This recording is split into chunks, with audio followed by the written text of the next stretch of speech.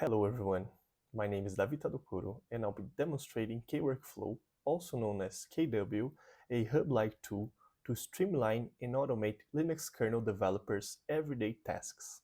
For this demonstration, I'll be showing you how we can use some of the many features of KW to test a patch by compiling it and installing it, and then finally sending it as a contribution to the correct maintainers and mailing lists. I have here a local copy of the staging kernel tree with a patch ready to be sent. Before we can start compiling, we first need a .config file, so here I introduce the first feature of KW, which is kernel config manager, that helps us manage our config files. I have 3 available and I'll be using this first one. So to get it, I just need to pass the get option and the name of the .config.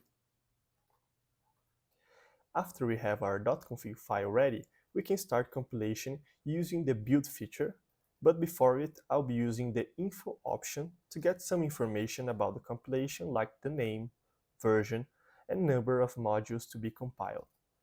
To start compilation, just run the build command. After compilation is done, notice that KW records and displays the time it took for this action. Quality of life improvements like this are all over KW. Before we can install the kernel we just built, we first need a testing machine. For this, I'll be using a virtual machine, and KW has a nice feature called VM that helps us start one. KW also has a feature called Remote that helps us manage our remote machines. In this case, our virtual machine will be running in the local host, but we will be connecting it using SSH. So, to do this, we just need to run kw ssh. After we have our virtual machine up and running, we can use the deploy feature to start installation, but as I mentioned, there are a lot of quality of life improvements, one of them the list command, that lists all the installed kernels in the target machine. To use the deploy feature, we don't need to know which distro or CPU architecture is being used in the target machine. KW streamlines and abstracts everything for us, and we just need to run kw deploy. After that, we can check if the correct kernel was installed using the list command. Now I'll just SSH into the virtual machine to do some simple validations like which kernel is being run and if we can load and unload the driver I modified in my patch. Now that we tested our patch by compiling the kernel, installing it in a testing machine, and running some validations, we can start sending it as a contribution to the maintainers and mailing lists. For this, we have the send patch feature, which automatically resolves the maintainers and mailing lists that we need to send the patch to. Here it will open a window so we can review the change before submitting it.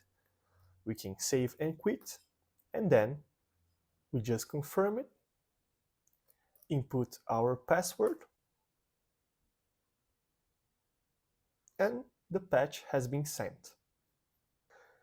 A really singular feature of KW is Patch Hub, that is a terminal user interface for us to check and apply actions over patches that flow through the mailing lists.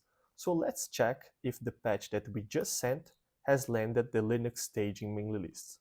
And indeed, we can see that the first one in the list, in other words the latest, is the one we just sent. And through the feature, we can consult the patch file, navigating it using Vinking bytes.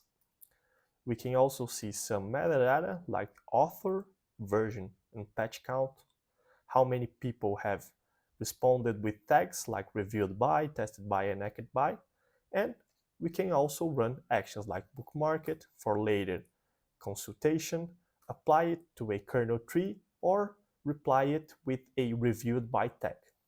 It is important to note that this presentation doesn't really cover everything that KW has to offer, like for example the end feature that allows us to handle many compilation contexts using a single kernel tree, or the device feature to list informations about the target systems we are deploying the kernel, config to allows us to config everything related to KW, self-update to update KW using itself, or BD to chain both build and the deploy features together.